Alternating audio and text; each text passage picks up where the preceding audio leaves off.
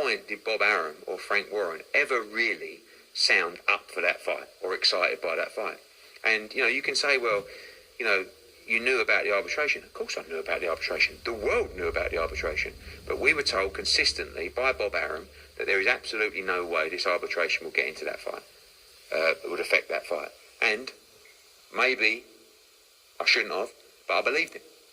And unfortunately, it transpired it wasn't the case. Did you? Those are the words of Eddie Hearn as he responds to the critics that that criticize him for going as far as he did with the negotiations with Anthony Joshua and Tyson Fury. And he basically told everyone, like, everyone knew about the arbitration. That is true. I mean, it wasn't anyone that didn't know about it. It wasn't like it was a secret arbitration that people were holding. It wasn't. So that wasn't the case. It wasn't like people like, hey, this is something that we don't know that's happening. No, we knew the arbitration was happening. Like we knew the mediation was happening. Now, did we know when it was start and go? We didn't really know that, but we knew it was going on. We knew it was on forward or whatever. Right? But the thing that sticks out to me hearing Eddie Hearn say this is that these guys, Bob Arum and Frank Warren, they were so negative about the idea of having a Joshua's Tyson Fury fight on getting the fight finalized. But do you understand at the same time they had enough energy to keep telling this man, Eddie Hearn, that, hey, the arbitration won't matter?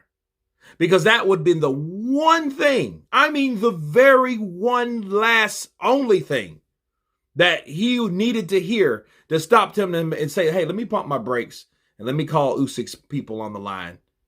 You know what I'm saying? Let me get this going so I could have my fighter thinking about a totally different fighter besides Tyson Fury with this WBC.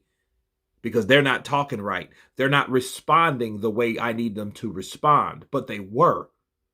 See, everybody likes to blast Eddie Hearn for like, hey, man, you didn't have to do that. You didn't have to trust them. But it's like, well, damn, if you're doing business with a person that has a fighter as another promoter and they're telling you like, hey, this doesn't have any weight. Okay, so why would you let that worry you or slow your progress of getting something done that only you can do? Does that make sense to people? I mean, because everybody was like, hey, man, he shouldn't have done that, Well, maybe he should, like he said, well, maybe I shouldn't have believed him. But then again, if that's the case, if he didn't make the fight, and I want people to listen to me, if Eddie Hearn didn't try to make this deal or didn't do the deal, because he did the deal. The deal's done.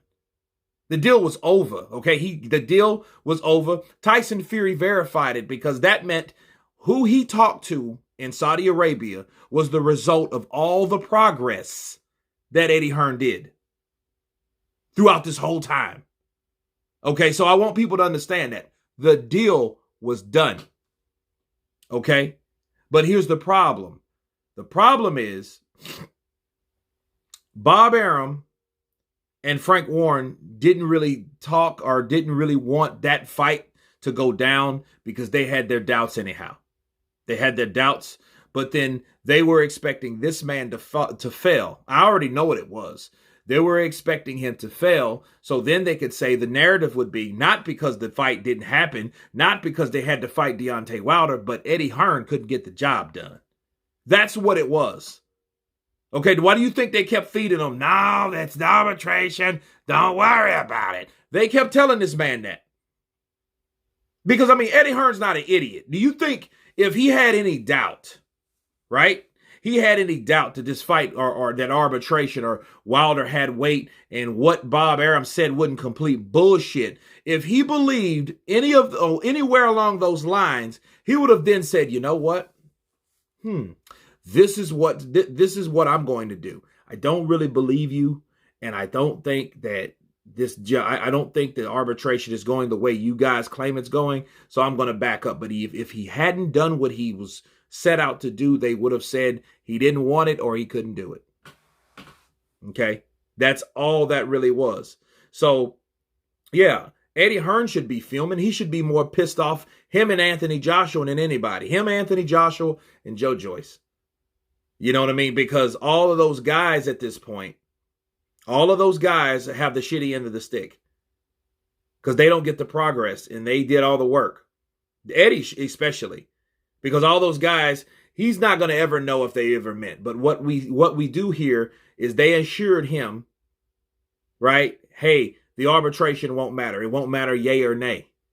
But all of a sudden, that's why do you think Eddie Hearn asked them, well, what do you plan to do?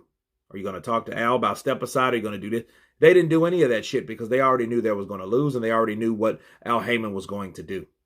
That's what that really was about, people. Okay? But you have to look back at Bob, at least Bob Arum, and say like, hey, dude, if you knew that this could happen this way, why didn't you just tell me? Then I knew not to do everything that I was doing, or at least stop what I was doing. But a lot of these situations, when you're getting people to put up money, it's kind of hard to go back on that shit. Tuesday, you tell that guy, okay, it's put into an escrow, and then the next day, hey, hold off because I just heard some bullshit. It's kind of hard to do that, but at least they should have gave Eddie the choice to let Eddie know, like, yo, this might not happen because the arbitration's not looking like we thought it was going to do. There was no time that ever happened. It was all of a sudden, everybody was broadsided by it, and this is what we have. Okay, so the question is, moving forward, people, like Eddie Hearn just said, I shouldn't have believed him. Will he ever believe in Bob Arum again? I mean, think about it. I mean, will he ever believe anything that comes out of his mouth? You know what I'm saying? Because that's how you sever business relationships, especially between networks. Bob Arum can stay on the island of ESPN. Eddie Hearn can do whatever the hell he's doing, and everyone else can stay where they're at when you have situations that happen like this. When people do underhanded stuff that don't let one hand know what the other hand's doing, and these hands supposed to be working together. These are the type of things that happen. Okay. And Eddie Hearn, I'm going to really be surprised if he trusts Bob Arum in the future at all because of stuff like this. Because again, they did not have to tell Eddie Hearn that is a hook, line, and sinker, or that wasn't a deal breaker, right? They didn't have to say that. They could have just let it be, let him do what he's going to do. But they insured him for a certain reason that fight was going to happen with or without the ruling. But anyway, you guys tell me what you think of Eddie Hearn's comments. Of course, please subscribe, and you guys been Counterpunch.